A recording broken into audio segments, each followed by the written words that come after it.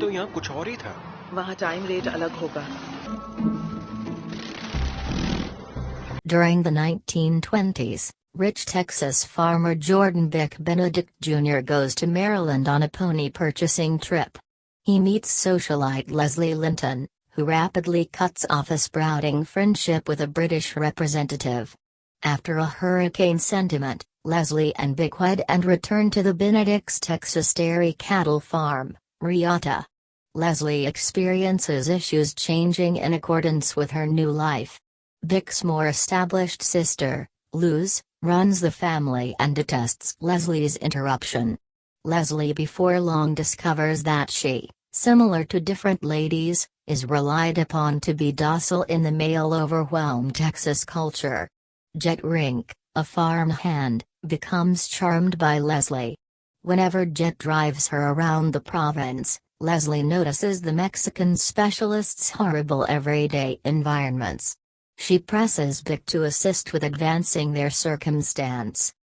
Luz is killed while riding Leslie's pony, War Winds, being expelled in the wake of diving in her prods as a threatening demonstration towards Leslie. Luz leaves a little piece of Benedict land to Jet. Bick, who disdains Jet, offers to purchase the property at 2 times its worth, however Jet will not sell and names his territory Little Riata. Leslie and Bick have twins, Jordan 3, Jordy, and Judy, and later have another little girl, Luz 2. Bick constantly inclines toward his young child and drives him into manly pursuits, which the youth stands up to. The marriage becomes stressed, and Leslie takes the youngsters to her folks for a lengthy visit. Bick goes to Maryland, and he and Leslie accommodate and get back to Texas. Jet keeps working his territory, ultimately striking oil. Canvassed in rough, he drives to the Benedict house and announces he will be more extravagant than them.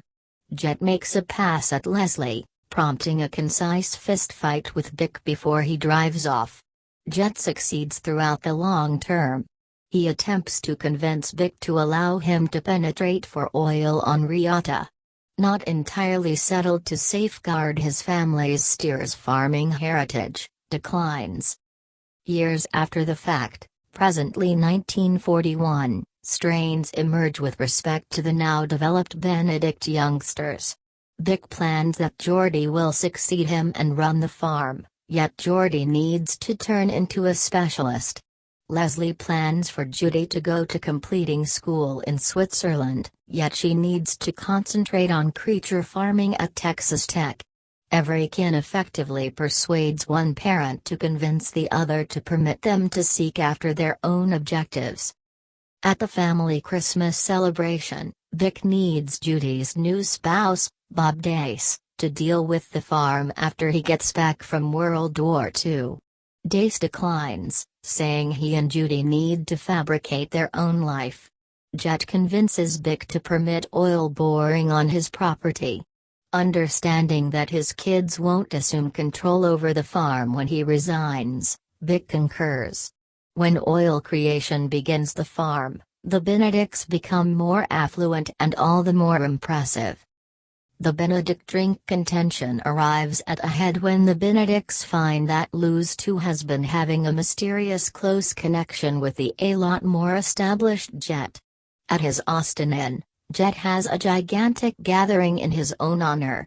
The Benedicts are visitors, however Jet won't permit staff to serve Jordy's Mexican spouse, Juana.